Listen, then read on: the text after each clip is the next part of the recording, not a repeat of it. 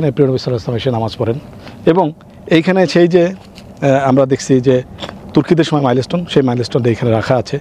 ওসমানী খলিফা তার আমলে এরকম মাইলস্টোন দেওয়া হয়েছে যে দরবুল আম্বিয়ায়, সেই রকম একটা মাইলস্টোনের উপর দাঁড়িয়ে আছি। এটা অংশ বিশেষ, পুরোটা নেই, কিছু ভেঙে গেছে হয়তো বা কোনো বৃষ্টির জন্য এটা চলে গেছে।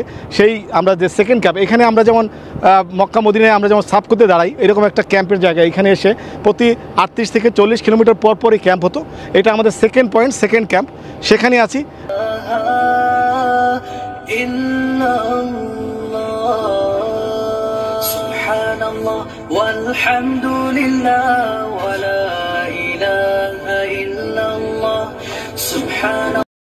আমরা মদিনা থেকে আসার পরে যে আমরা যে এক্সপ্রেসওয়ে আছে, সেটা মদিনা থেকে দেখে আসার পরে এদিকটা হলো ইয়াম্বুর রাস্তা। এটা ছিল দরবেল আম্বিয়া, মানে পুরনো রাস্তা। আমরা জানি সব 18 মাইল 20 মাইল পর পরে যে ক্যাম্প হতো, সে তারই একটা ক্যাম্প এখানে।